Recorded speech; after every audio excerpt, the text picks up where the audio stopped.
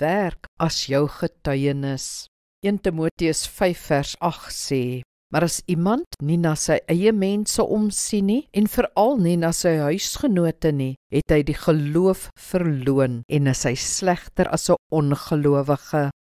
Dis irriterend as iemand by die werk kom uitgee as 'n Christen, maar sy werk is nie op standaard nie. Hy kom laat, glip vroeg en bly weg om twyfelagtige redes. Hy los die moeilike werk vir ander, maar deel graag in die krediet. Hy ken nie sy werk nie en is nie trots daarop nie.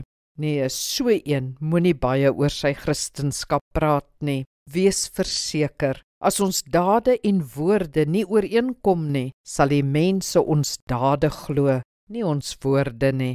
Ons moet verstaan dat ons werk 'n belangrike deel van ons getuienis is. 'n Kind van God is betyds, hardwerkend, eerlik en betroubaar. Hy glimlag, hy doen moeite, hy help, hy werk asof vir die Here. As die ander dan hoor dat ons die Here dien, sal ons dade ons woorde bevestig.